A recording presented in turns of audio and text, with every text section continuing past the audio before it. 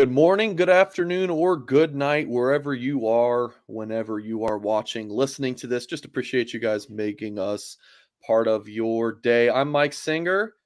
The handsome guy on the right side of the screen for folks watching on YouTube is Mike Goolsby, the only super popular person in the world of Notre Dame football with a mustache because your brother from another mother, Sam Hartman, shaved off his mustache. Mike, do you want to make a statement? And I'm kidding, Mike, but I did like that Sam Hartman had that stash, and Oh, he I'll had it. You're put this. using past tense. He shaved it off. He He, since shaved it off. he did since shave it off. Very sad. Well, he must have got some backlash for biting my style. I think so. It's reasonable. It's not for everybody. It's not. Yeah. So there it is. So I saw the video with Sam Hartman, with the stash, and I was like, man, I gotta do the side by No, side well comparison. done. Well done. Well done. So yeah, 14,000 views on that tweet. People love the Mike Goolsby, Sam Hartman discussion. Folks, hope you are well. If you're watching on YouTube, we do have a little special Monday night episode of the Goolsby Show. We were going to do Sunday night, but I just was not feeling great, and Dolphins were on, so I was like, Goolsby could do Monday night, and he was like, sure. So I'm pumped that we could do the show on a Monday night. Folks, yeah, hope everyone's doing well. Hit that thumbs up, of course. Subscribe to the channel, blueandgold.com, all that good stuff. If you're listening via podcast, give us a kind review if you enjoy the show. So, Mr. Goolsby, let's get right into it. Notre Dame practiced last Monday, Tuesday, and Wednesday, and then hit the road for a couple days, bye week. Coaches have a life over the weekend, and then you get back into the swing of things. Do you look? Unless you've been talking to some sources, Mike, I don't know if you know what the staff will do differently on offense. So maybe it's what would you like to see them do differently to improve that side of the ball, or is it like what they should do? Let's just start there, Mike. Thoughts on the offense after the bye week? Yeah, that's just thinking about things to consider coming off the bye. The big question mark, and shout out to Tyler Horka. I think at today's presser with Coach Freeman, he got his name called first. First question out of his mouth is like, what can we expect different in regards to play calling, et cetera. So that's what this guy is going to be looking at closely against the Pittsburgh. You're going to have basically, I think your wide receiver room is now healthy, which is good. So at the end of the day, we just want to see the ball aired out a little bit more. We want to see more points scored to get back to, you're playing a sub 500 team in Pittsburgh. So to get back to the type of offense that we were just salivating over the first 4 games. I mean, that's ultimately what you want to see. And hopefully Coach Parker has gone back and done a little bit of self-scouting. And, Tim Hyde's talked about this at length, is just get the bodies out of the box. If you want to run the ball, it's like a square peg, round hole, right? It's like, I know you want to run the ball, but you don't need the 2-3 additional blockers in a confined space to be able to do so. You can still run the ball and you can move those guys outside the box. Like, it's entirely reasonable. So, and I think with the health of the wide receiver group, being back to where they were early in the season, I mean, that's got to serve us well offensively. Sorry. Yeah, Mike, you got to think that they can run the ball in 10 personnel. Or if you're in 10 personnel and they're running like they're crowding the box like it's a base defense, well, now you can just slant, flat route them to death, some bubbles. Like, I'm with you, Mike. Well, it's like we have name a type of tight end, and we have it. You got your vertical guy and Stays, right? You've got your intermediate guy in Evans. Obviously, you've got Raritan supposedly runs like 4.5, and I believe it, right? And he's a mismatch guy. So, I mean, you could break the huddle, you could line in tight, you could shift so that you're making an inside linebacker cover a Raritan one-on-one. And again, I never want to pretend like you're smarter than an OC, but there is stuff where it's just like, it can't be that difficult, right? And that's where we've gone back to that, maybe that check with me scenario, where we're gonna come out in a tight formation. We're gonna plan on running the ball. If they load the box, we're gonna check, and then we're gonna split out stays. We'll leave Mitch with his hand on the ground. You split out Raritan, and then again, so a safety's gonna have to come down, or a linebacker's gonna displace. I mean, it makes too much sense for us not to be able to implement something like that. Yeah. You mentioned Tyler Horka. Shout out to my boy Horka. I know he's listening this back as he probably is walking his dog. He was talking about in his live show earlier Monday. I would recommend folks watch that live or listen to the podcast. I believe Horka posted as a podcast after it's Monday, 3 p.m. Eastern. He goes live with Darren Pritchett, local South Bend radio guy. Horka was talking, like, someone asked him, like, hey, is there any chance that this just is not working with Parker, and he does not, he's demoted, or, something happens where Parker's not calling plays? And he and Darren were kind of like, they didn't see a scenario where that would happen.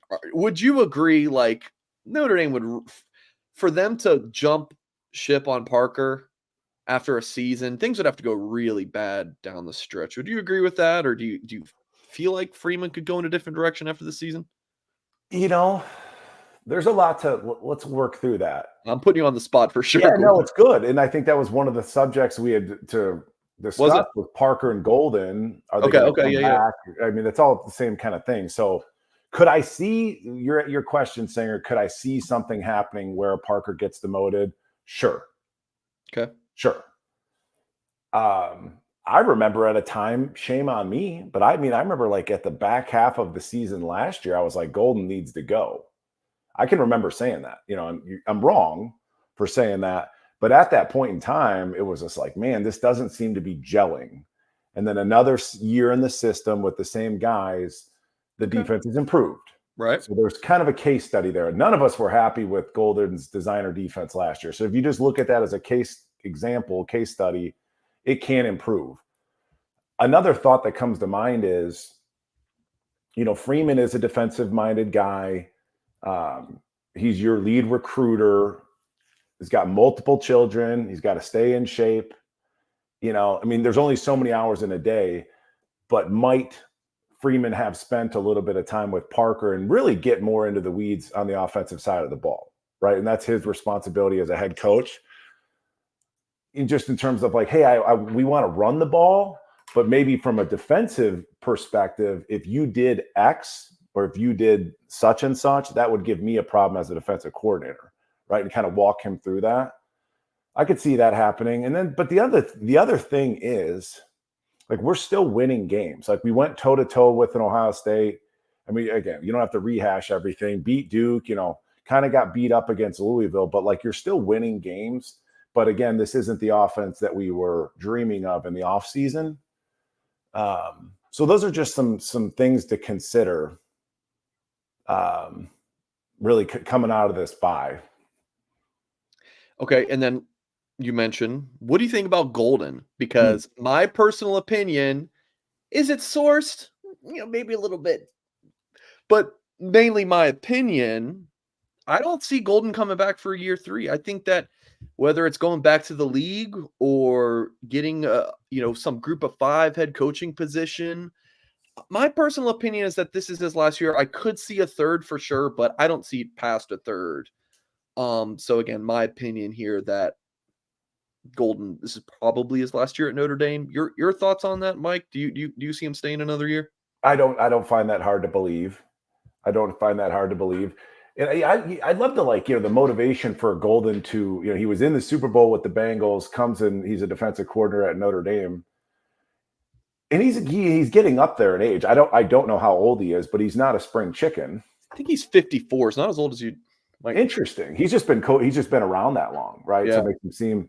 So it's like, putting Notre Dame on your resume is, I think, something that, as a guy gets into his later 50s, you'd probably want. So he can kind of check that box.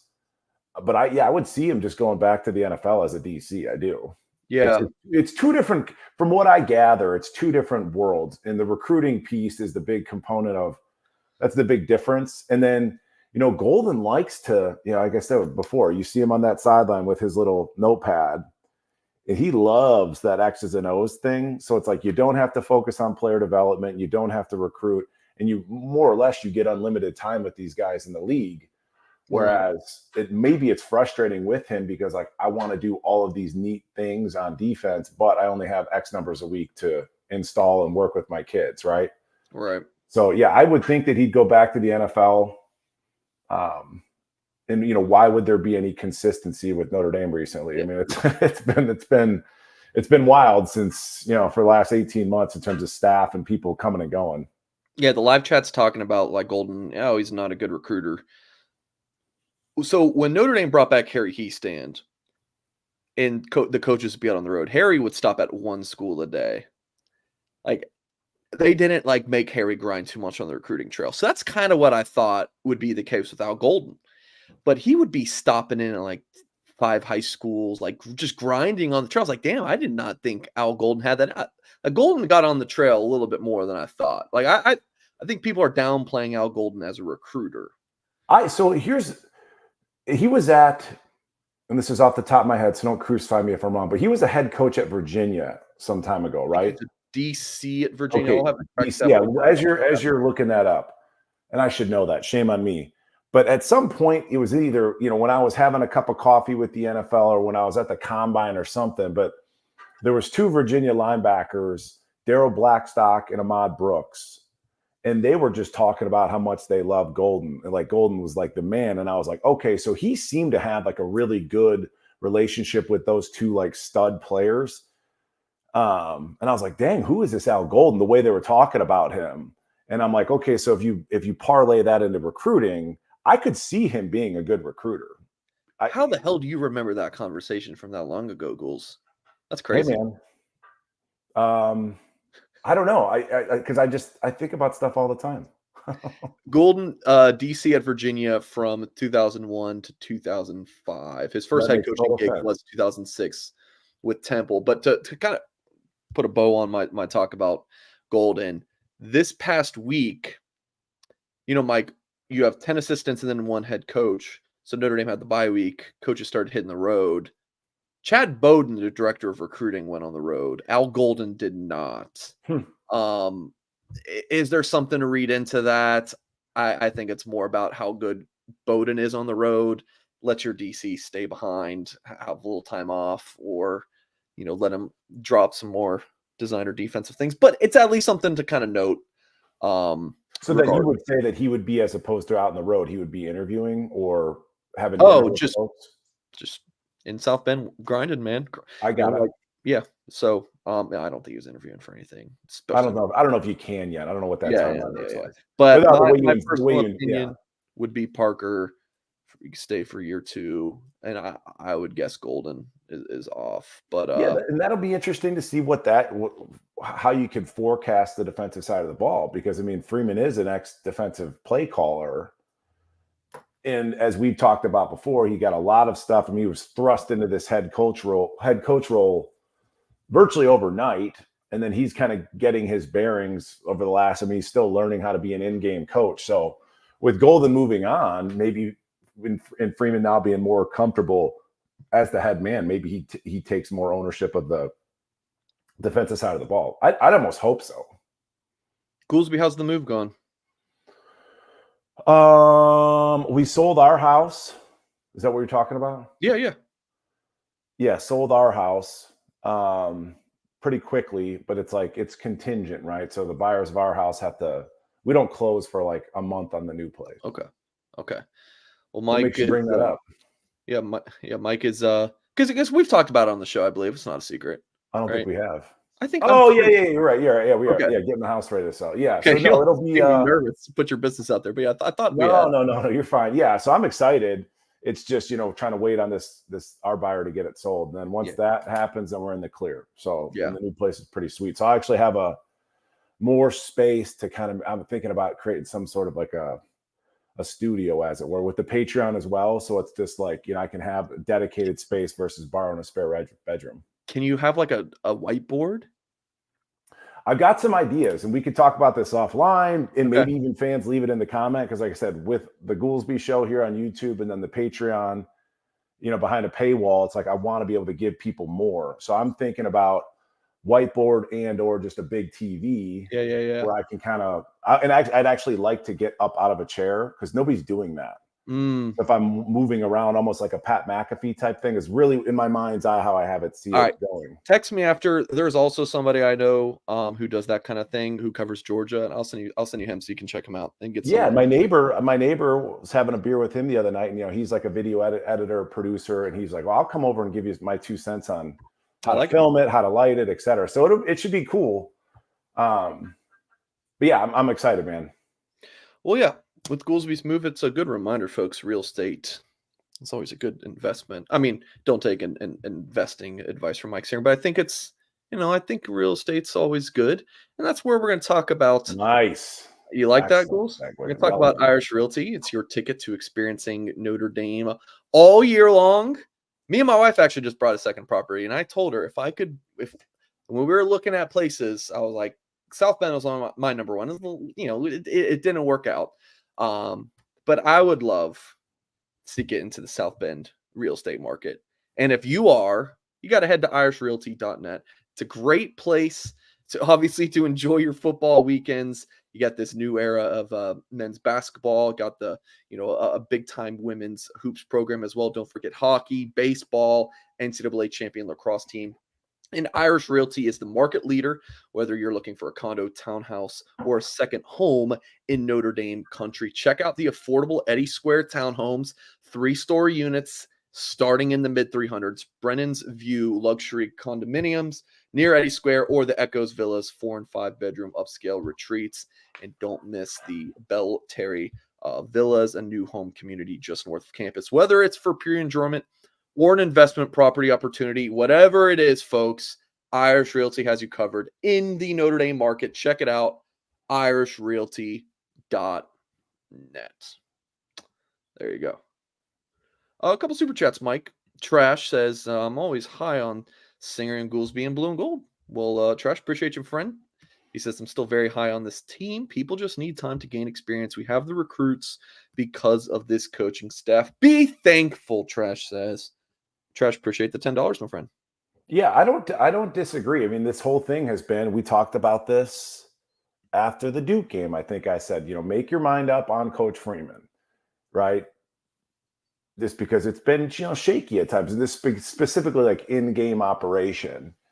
But Freeman was brought here to be the face of the program, and we could touch on how many views, how many eyeballs are on Notre Dame football lately.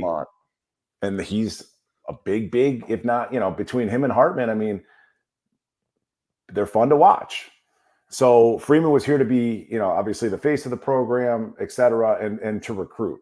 So, and I think he's done really, really well. And, again, if you can get this offensive execution and get some more explosive plays rolling, it just becomes, we're already a good product on TV. And, with the addition of a sufficient modern day offense, it's just going to be more of the same. But I will say too, Mike, not having the opportunity to watch Notre Dame this weekend, you're just flipping through the channels, right? You're watching other college football. And folks, there's a lot of bad football being played across the board. So it's like, we get so insular and have our blinders on. Great point. And it's just like, dude, like, in Iowa, right? Iowa's a name brand college football team. Like their offense, and this is no shock, like we all know it sucks, but like to actually watch it and to watch Big Ten football, like the Ohio State, Penn State, there's a lot of bad football. And I'm sitting there, I tweeted about it. I'm just like, the amount of money that these coaches make, and like this is the best that they can come up with, it's pretty wild. So Notre Dame, as bad as we think our offense has looked, the last 4 weeks, it could be a lot worse. Or just as really bleak as you think Notre Dame football is. Oh, we haven't won a national championship since '88. Could be a lot worse. Could be. Yeah, I mean, it's college football. And like we talk about it, Singer, it is entertainment. It is life and death for many of us. But it is entertainment. Like you look at Washington, right? Washington knocks off Oregon, right? They've got a front runner for Heisman. Like look at Michael Penix's numbers this past week. Bad. Okay. All right. We got something to talk about, Mike. You mentioned Michael Penix. Did you see the game day clip with Desmond Howard? Bizarre. The big Penix energy. Yeah, Penix he energy. Said the name wrong. Like if you just say Big Penix energy, haha, it's kind of we get it. But then he just says the name wrong to just make it sound like that. So I want to transition. Okay, thoughts on that, Ghouls? It was bizarre. It was very forced. Bizarre. And this is interesting. So I've showed you. This is good. Okay. So I've showed you that clip before, and maybe I'll put this up on Patreon, but I'll clear it with Rocket. So like Freeman's first spring, he invited the ex-players back, and we're sitting around having beers, whatever. And I bump into Rocket Ishmael, right? And for a time there, Rocket was on ESPN, one of the networks, as an analyst. And I basically MF'd him way back in the day at Michigan State. We were playing Michigan State on the road. He had said live on TV that he didn't think we were going to play well, etc. And I MF'd him in the tunnel. And I hadn't seen him. I'd never spoken to him before or after. And then I bumped into him at this thing. And then one of my ex-teammates has a presence of mind to film the interaction. And Rocket was saying he always struggled as an on-air personality of like talking poorly about his school, but the producers would tell him to say this or push him to say that, right? And he struggled with that. So then you look at Desmond Howard going up there on this game day and saying big Penix energy, Penix folks.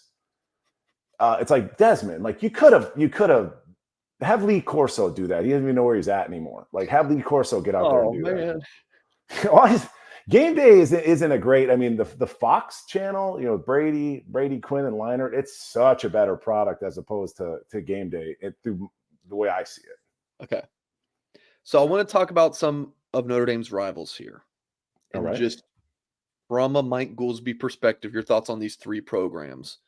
First, USC, 2 straight losses. I'm sure you have seen the Caleb Williams, pouting on the sidelines, the weird, I think it's Emmanuel Acho, his weird tweet. Did you see this?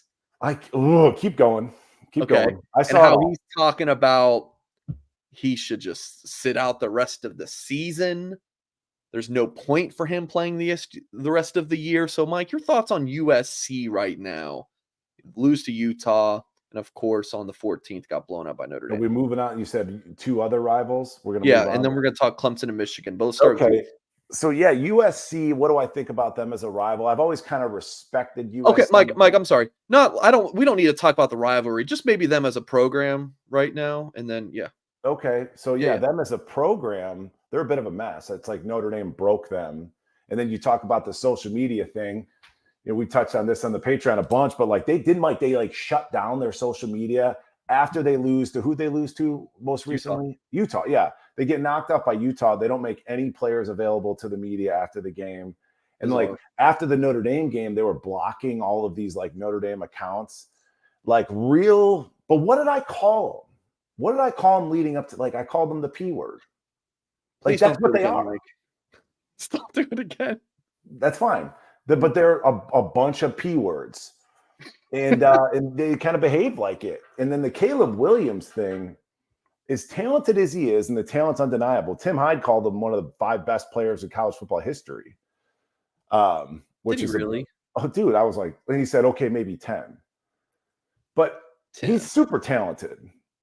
But like the ego and the persona and like the fingernail thing, like you got to sit there and go like, he's done it twice, right? He, for 2 separate teams, the F Notre Dame, and then it was F Utah the prior year.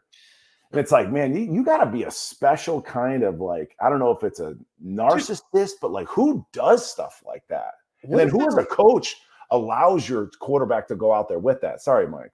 No. What about the report that whatever team drafts him, he wants ownership in? Like, are you freaking like? There's no way. Like, is that has to be a joke, right?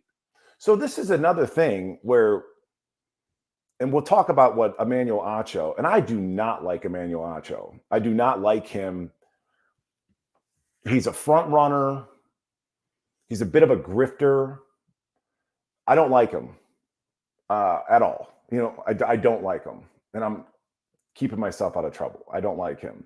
But he puts out a tweet that, given the fact that Caleb Williams is no longer in Heisman contention, that they're no longer in the running for a national championship, that he should consider sitting out, and he was like, quote, like, it's his business decision.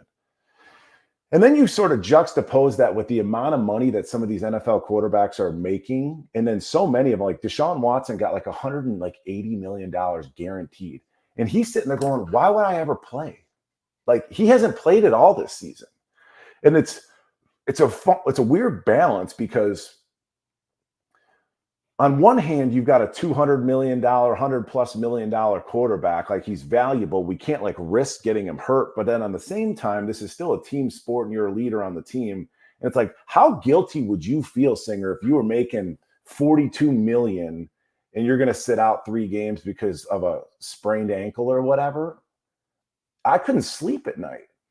So then you take this persona, or this question that Emmanuel Acho is asking, tie that in with Caleb Williams' personality. He wants ownership of a team. Like, as talented as he is, I'm telling you, like this, like, and he's never really been in trouble, but like all of this baggage and all this stuff that comes with him, I don't know, man. I don't know. You know what I mean? Yeah. And it's a weird time for these young men to grow up with social media. I mean, this guy's on TV commercials, like he's on Nissan commercials and Wendy's commercials, and it's just like already Heisman House. Say that again. So he's already on the Heisman House thing, Yeah, it's just like, it doesn't like disincentivize them to like even play the game. There's so much money involved. And I just don't know if it's, healthy for the sport. But look across the league. The Bears are playing, Bajent. Like, you've never even heard of some of these kids. And they're like these random ass backup quarterbacks, because they can't afford to pay anybody else, because your head guy's making $52 million a year. It's absurd. Yeah. So yeah, Caleb Williams is going to be really interesting to keep tabs on as a pro. There's always talks about like, hey, when you have your great quarterback on a rookie deal, it's when you go all in, and then once you got to pay them, good luck. Next rival we're going to talk about is Clemson. I think I saw a stat, something like they're 7-6 after losing to Notre Dame, or whatever it is. Not great right now. Just fresh off, what was it? They just lost to Miami, I believe. Thoughts on Dabo Swinney's program right now, Ghouls, and then that pivotal matchup.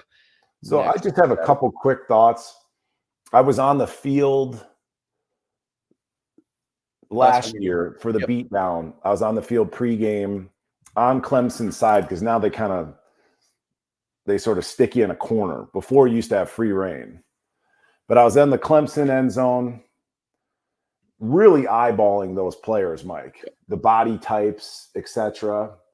And I'm like, we have surpassed them in terms of the eyeball test. For what it's worth, we have better looking athletes, which is a testament to, Brian Kelly to a degree, as lazy of a recruiter as he was, Coach Bayless and the strength program, and Freeman as a recruiter. Like, we just got guys that, look different.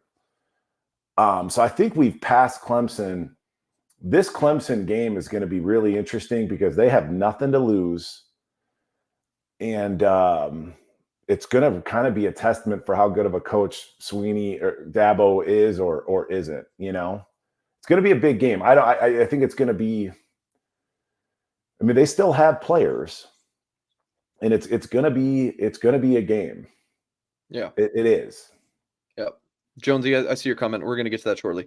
Yeah, Ghouls. I might push back a little. They have nothing to lose, man. If they go to 4 losses, no one likes losing to Notre Dame. Losing Notre Dame at home, the whole Notre Dame's overrated crowd out there. I'm sure it's a lot of Clemson fans. I would imagine that. Well, you know what I mean. I mean, I get what you mean. They're going to let it all hang out. Oh yeah, I think that's going to be a tight game. If Notre Dame crushes Pitt this weekend, and I don't know who Clemson has this weekend, but if Notre Dame's like an 8-9 point road favorite, I'd probably take I'd take Clemson the points there. I think Notre Dame would still win, but that's going to be a tough one. It's not going to be a night game. It's a noon or 3:30, which is interesting. I think it was fully announced. I think it's 3:30. I could be wrong, but I swear this morning they said it's noon or 3:30. It's one of the two. Yeah. It's the. So that'll be an interesting dynamic, right? Yeah. You come off a bye. Let's see what we look like against Pitt. And then we do have to go on. I mean, our two big games this year were Ohio State at home, and USC at home. And from what I hear, from what I understand, Clemson isn't the easiest place to play. Correct. And like I said, I mean, their backs are truly against the wall.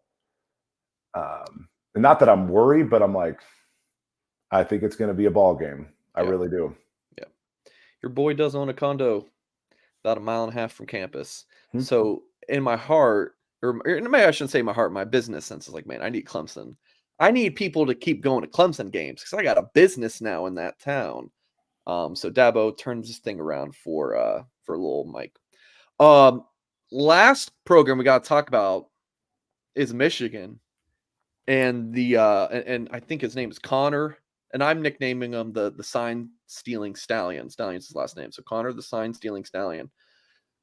What the hell is going on with Michigan? I mean, Jim Harbaugh already got suspended this year for was it a recruiting infraction? Yeah. They just got all sorts of crap going on, and the Stallion got suspended with pay, and I posted on the message board. I mean, he better get suspended with pay. He's kind of the fall guy, right? I mean, he makes $55,000 a year. I saw this ESPN's Pete Thamel tweet this. He makes $55,000 per year, and he went to something like a double-digit game. Yeah, it's like 30 games or something. Yeah. You think he's paying for all these? He's just working on this himself. I mean, come on, get a grip, people. So thoughts on the Michigan Wolverines right now? I mean, their best win of the season, I think, is against UNLV. Shout out to the Run Rebels, full team now. But yeah, Mike, it's interesting. Yeah, so it's like looking at Michigan's schedule. Is that the model? I mean, is that the model? Is to like, okay, we recruit pretty well. We literally play no one. We're going to play one game a year and then make it to the playoff and then just let the chips fall where they may, right? But yeah, I don't think Clemson, going back to Clemson, I don't think Clemson's really a rivalry. I don't think there's enough history there, but it is, but it isn't, right? I mean, Michigan's a legit rival. Yeah. Harbaugh's such like he's an odd guy. He's odd, right? I heard this from guys that have played for him. Like he's an odd duck. So we'll see what happens. Like you want nothing of substance is going to happen though, right? You know, even if the NCAA come in, I mean, what does the NCAA even do anymore? I mean, I have no idea, right? Right. But if they do get penalized, it's not like they're going to vacate wins or something like that. It'll be fines or whatever, right? So, and maybe a guy like a Harbaugh, he does his due diligence before he sends the Stallion out on the road to steal signals. It's like, well, this is worst case scenario. I'm going to get slapped on the wrist. I don't know. I mean, that is part of football. I mean, it's part of sports, like the sign stealing. Like, wait till they get AI involved with all of this crap, right? But yeah, just not a good look. Not a good look for Michigan. Not a good look. I don't really have much else to add. Yeah, I will add, and I'm sure you'll have thoughts on this. You look at the USC crap with Caleb Williams. Look at this Michigan stuff. That's why I love covering Notre Dame, man. Good, clean program. And you talk about this all the time. Maybe they're not winning a bunch of national championships, but they're running a good, clean program. And that matters to me. It matters. It's I've had this heated conversation at many a bar over the course of my 20 years as a legal drinker. It's like, you'll be rubbing elbows at some bar in Chicago and there's a Michigan fan, there's an Ohio State fan. It's like, what does your program stand for? What are you as a fan like actually rooting for? Football excellence, I suppose, but I think we can have both. We can have academic excellence, football excellence, create good people. Our guys graduate, so it's just, let's jump into Freeman national exposure, etc. So for a time there, Notre Dame was kind of, and we did it to ourselves. When Coach Holtz was here, you don't really understand this, Mike, but like when Coach Holtz was here, Notre Dame was kind of a blue collar image, right? Where Lou Holtz's background, the fans in the stands is more blue collars, more down to earth. Over time, Notre Dame marketed itself as like holier than thou. You know, we became a little uppity. And that turned some people off because you sit there and you go, why would anybody like hate Notre Dame? We graduate our kids, we don't cheat. Hell, we're not winning championships. We haven't been dominant, but yet people still have such disdain for Notre Dame.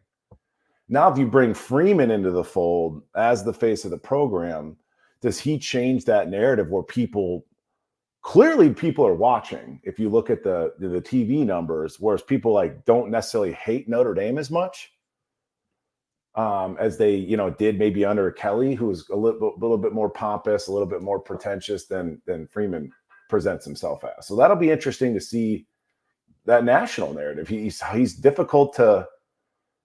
Again, he's great for TV.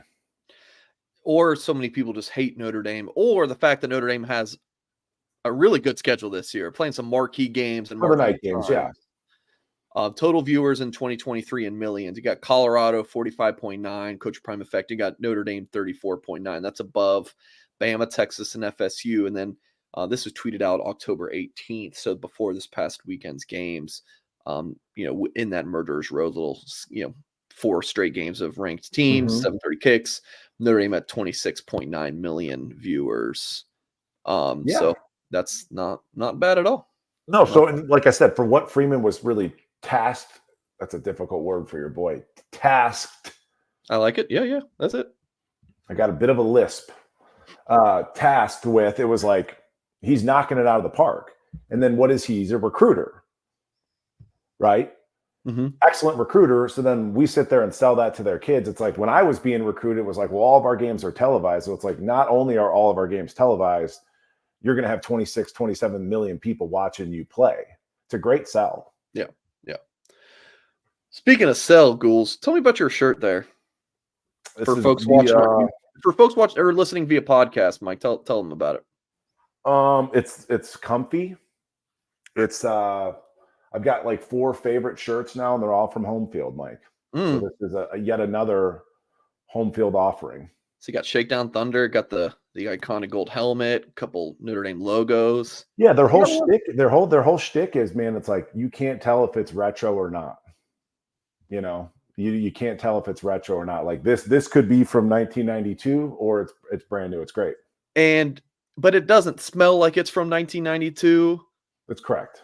It doesn't. It's not ripped up like it's from 1992. I love Home Field. I hope Home Field sponsors us forever. So if Home Field folks are watching this, Mike Singer and Mike Goolsby love you. So we're gonna hear about Home Field real quick. Comfortable, officially licensed clothing. So this is not you bought this off some sketchy website that they're really not supposed to be making Notre Dame gear. This stuff is licensed, and like Goolsby said, we love their designs. They went back into the archives to get those old school designs, and what they've created is unique and thoughtful, authentic, and shows the nostalgia of the Notre Dame football program that you love. And of course, they have some gear for other Notre Dame programs as well. I might have an update on this tennis crew neck sweatshirt that I've been talking about for months. I can't talk about it tonight. The deep state will not allow me to. I'm probably going to regret that comment. I'm just joking, guys, but might talk about this in our next Goolsby show. But yes, folks, Notre Dame tennis crew neck, we'll be talking about it soon. When you guys are at Notre Dame games, sitting on your couch, whatever it is, you got to be rocking your Home Field apparel. And they actually have licenses to over 150 colleges, so you can find that college shirt for anyone. And when you use the promo code BlueGold23, you'll get 15% off your first order. So go to homefieldapparel.com, find your school. Seriously, like I'm a USF grad. They have some really sick USF stuff. So get some stuff for yourself, your friend, your family. Christmas is coming up. So use that 15% off with BlueGold23. Check that out, Home Field. And this is what, you can get the exclusive Notre Dame football bundle.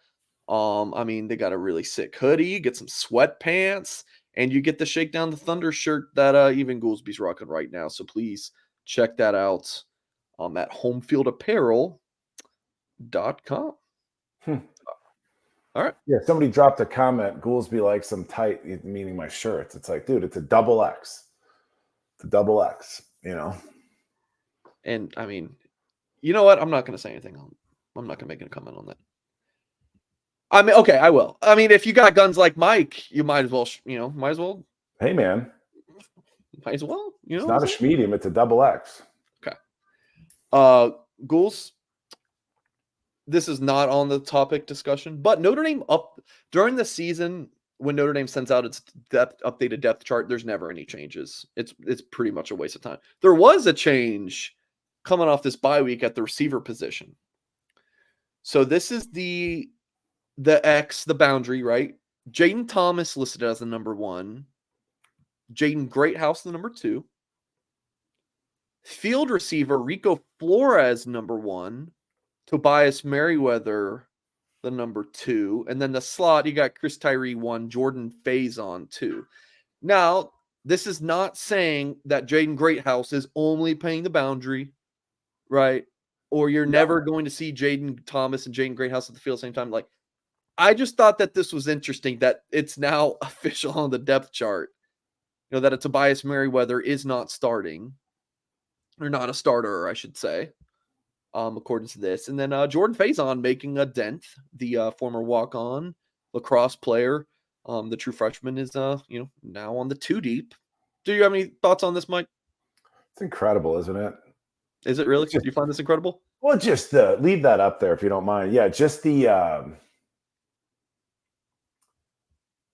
story of this wide receiver room, like really even the last 2 years. But like a lot of people were excited for that wide receiver room. Just name me, Mike. Just say my name. You were, like I said, you bought the hype, right? You did. You were definitely glass half full. Most folks were. And it's like, to look at that, look at the depth chart. It's wild. Just how many young kids there are. It's remarkable. I don't necessarily care for where these guys are slotted. Like, you've seen Tyree catch passes where he's split out to the field. Right. So there is interchangeability there for sure. It bums me out though, man, to see Tobias more or less might get demoted, right? It bums me out. So maybe that's a psychological thing. And that's, one of my asks for the bye week was to really get your arms around that kid and really pour into him, whether it be Parker, even Freeman, a sports psychologist, really kind of peel him apart so that he can elevate himself. So maybe taking him out of the spotlight, maybe taking him out of the starting role is what he needs. I don't know. But to not have a legit, outside threat to the field, a big body wide receiver, it hurts the offense. And then beyond that, it's kind of unfair to Rico because, that's not where Rico's going to make his hay. I gotta stop saying making hay. I say that all the time, but you get what I'm saying. That's not his term. Well, it's not his skill set. So it's, he's a slot. He's a slot. I mean, he's even. I mean, I still think he can kind of go up and compete and maybe even play boundary if need be. But he's going to work underneath, compete for catches. So it's unfair to Rico to be playing out of position because another guy who's been in the program for 2 years just can't figure it out. So. If you talk about on paper, 10 personnel, or even 5 wide, Jaden Thomas, I love him as a boundary receiver. Tobias Merriweather out to the field, the height, the speed. And then you have 3 slot receivers in Greathouse, Flores, and Tyree, who are all different. They're all slot receivers to me. Mm-hmm. Greathouse could be an X, obviously. But Greathouse is the kind of the big-bodied slot guy, Tyree, the small, shifty guy, and Flores, who's the perfect balance between a Greathouse and a Tyree. It's perfect on paper. You just aren't getting these guys healthy at the same time, and Tobias is just not delivering the goods yet. Yeah. That's why you're so excited about him before the season. Yeah, there's a lot of toys to play with, and then, Yeah, you just look at that wide receiver room. Like I said, it's a mixed bag. All of them can do a lot of things, but they all have their own strengths. And then you look at the kids that are coming in. Like, again, if you could get a Carter Nelson, I just can't stop thinking about that kid because he's local to me. But I mean, I played linebacker, so like it's difficult. I've got to play. Just look at Eli Raridan. Eli Raridan is 6'6", like plus. He's a giant, and he runs 4.52 or something like that.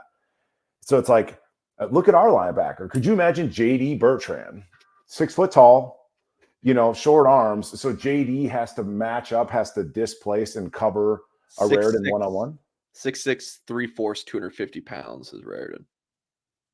But I'm just telling you, he's one of those kids, Mike, where if you tell me he's 6'6", he might be 6'7". I've been in the room with him. He's a big dude. He's just a big person. Yeah. And like I told you, I ran into his father at the Ohio State game, and he was saying like his 10-yard split was something like absurd. Like he was like a 1-4 or something, like 10-yard split, which is just absurd in terms of burst and being able to run. So there's a ton of flexibility. It's not too dissimilar, brother, from like what we're talking about with Golden. Freeman's recruiting all these like amazing athletes, multiple athletes, but then they can't get on the field because of the scheme. It's too difficult for them to comprehend and pick up in short order. And then it's like you look at the offensive side, it's like the converse of that. It's like you have all of these tools to work with, at least experiment with, and we're relegated to just 2 yards in a cloud of dust on first and second down. So Goals got a few super chats. Jonesy with $10. Really appreciate this. He says, how do you think this defense would play under Elko, Duke's head coach and former Notre Dame defensive coordinator? How much better would they be? Interesting super chat. I'm not going to get into who's a better defensive coach. It's a great question. The angle I'm going to take is, help me stay on track, Singer. I think I got you. There's some meat here. Duke has NFL interior guys. And one of them was an ex-Notre Dame guy. His name's escaping me. But like their 2 interior guys are what we're looking for. Like Sean Sevillano, who's coming in, he's got a chance to be just a big thickie, like 320. These SEC, Georgia, Alabama linemen. I mean, Duke guys, those 2 Duke guys looked like that. So when I talk about Elko's defense and Duke versus Golden's, it's like, give me those 2 Duke defensive tackles, and it gives you a lot more freedom as a coach. It's sad in a way to say that like Duke has like better guys. And then the other piece to that was coming out of that Duke game, we rotated our interior offensive linemen. And Freeman said, Alt had said that was the plan all week, that they were going to rotate, Spindler out, Billy Schroth's playing 2 different spots, Christophic snapping the ball. And Freeman said in the post-game loss, like we wanted to create some competition. He said we wanted to see how like they would respond, how like Zeke Correll would respond. To put a pin in this conversation, the reason Zeke Correll didn't play well against Duke was he got physically dominated. And that's not technique. That's not execution. It's like, I'm 285 at this point in the season, maybe 280. And that guy is 330 and he's an NFL talent. Like there's only so much you could do. Right. So it's like, I thought where Freeman was like, well, we got to create competition and see how these guys respond. It's like, he didn't play poorly because he didn't execute. He got beat up by somebody that's bigger, stronger, faster than him. So it's just a testament to like those Duke players and how good they were. That's my answer comparing the 2 coordinators. Okay. Thanks, Jonesy. Trash said Notre Dame broke. USC Williams might sit out. And he also said Fox is giving game day a run for their money. Tresh, appreciate the super chats.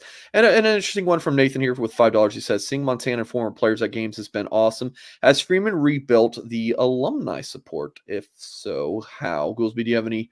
I mean, obviously you went to the thing, last spring for the spring game. You're talking about, seeing Rocket. Has there been anything else that you can talk about with alumni support? I'm trying to think specifically. And Nathan asks good questions more than once. I think I'll get to something specific, but I could just speak as a football alum, ex-captain. There's better juice. There's more energy. Like, the game day text with the teammates and all that. Like it's more lively. Like there's more renewed energy amongst ex-players. And like, because of this show, I've had several ex-players, guys that I've never met, that have like found my number or will hit me up on Twitter. And it's just like, there's a lot more. I don't know. All I could just tell you is like, it's a better vibe. The mood's better. I can't really nail down one specific thing that he's doing other than, like beating a USC, knocking off these top 10 teams. Like that matters. Right. And I think that a lot of these guys follow recruiting, which gives you reason for optimism. And absolutely him. I mean, the one specific is like him making it a point to be like, we want these players to come back, like open door policy. Again, I went back with Ryan Grant, had a great NFL career, ex-captain, and we got a lift in. Like we went into the weight room and they gave us gear and we we got a lift in. That was awesome. And he was like, yeah, whatever you guys need. And it's difficult for a Notre Dame or like a Brian Kelly. It's difficult for them to sell like 4 for $40 and what Notre Dame can do for you if you don't see it. So like Marcus is, choose hard, one day, one life, the 4 for forever, like 4 for $40. What can this education do? And then all of us come back and we've all found success in our own way as individuals. And you could talk to these young men, the current players, like he's completing that circle. Yeah. Yeah. All right. I like it. Nathan, good super chats. As always. Mike, one other topic that I wanted to get to before we sign off tonight is the window to ascend as a program. That was in your notes for the show tonight. Yeah. What are you talking about there? I'm curious what your thoughts are on that topic. I just feel like Notre Dame is on the rise, and it's amazing what a win against USC will do, right? Because we felt like boo after the Louisville loss. But like, I just think there's been some ups and downs. The road to success, that's just the way it goes. And then like, you've got like a Bama that's a little down, and everything in college football is cyclical. It's just the way it goes. And we've been kind of down. And it's like, I feel like we're kind of coming up, and some of these other marquee programs are on the downslide. And then outside of like the marquees, the Georgias, the Bamas, Clemson has sloughed off. Ohio State isn't what they were 2, 3, 4 years ago. You've got like a Washington and an Oregon. You've got this kind of grab bag. But I just feel like there is a window for us to become like a perennial top 5 team. I just do. Yeah. This would have been a great year because you got some teams that have slipped, early losses, and then like Ohio State's vulnerable. Like some of these top teams are very vulnerable. So it's been a great year for Notre Dame with the quarterback. And yeah, it's disappointing. It's very disappointing, Mike. And that's where there's going to be plenty of off-season conversation, fodder in terms of what we do at that position. And like, it just really puts that laser focus on that quarterback position for us. The next, if what I'm saying is accurate in terms of us having this 2, 3, 4 year window to sort of capitalize while some of these other blue bloods are maybe a little bit down, like it feels like Florida State's on the rise, Notre Dame's kind of on the rise. Right. And that's why I've always just wanted to build around a quarterback and build your program. So we'll see what happens in the next 2 years, but it's crucial. It's crucial. Okay. We should have our pick of the litter in terms of, grad transfer quarterbacks next year. But it's going to be a massive decision for Freeman. Yeah. And you think they're going to go to the portal? I've said that January 1st when the Hartman thing kind of grew some legs. Yeah. I said that. I think Minchie's got a shot. I think he's got some physical talent. But it's just going to be more of the same. And that Freeman's, we talked about this on the Patreon, John Kennedy, he basically sold me on the idea that Hartman was kind of a nice insurance policy. He was like an upscale, high-end insurance policy. Like worst case scenario, we've got a quarterback that's done this. And I just think the stakes are too high to trust a true freshman in CJ Carr or to trust a guy that's never done it in a Kenny Minchey, as talented as they both are. I think you're still going to opt for that insurance. Yeah, I think they're likely to go to the portal as well, but it will be interesting. All right, Mike, I think we're going to put it there, my friend. You brought it as always. Great show. Yeah. You look fantastic with the beard. Look like you're working out every day. Trying to lose some weight, man. Just got a consistency, right? That's right. So, yeah, man. But yeah, dude, staring at your fat face on the computer every week it's a hell of a motivator, not your fat face. Oh, I thought you were going to say it. I was like, oh, I'm going to back up a little bit so I don't, my face isn't so much here. All right. Well, folks, if you're listening via podcast, appreciate you guys. If you haven't left us a review wherever you listen to your podcast, that'd be great if you leave us a 5-star review. If you like the show, of course. And if you're on podcast or on YouTube, of course, hit the thumbs up, subscribe, all that good stuff. blueandgold.com, so much more Notre Dame football coverage and get on that message board as well. Goolsby, great show today. Thank you to our sponsors, Home Field and Irish Realty, and thank you, Notre Dame fans, for making Blue and Gold your place to be for Notre Dame football and recruiting coverage. Appreciate you all, and as always, we will catch you next time.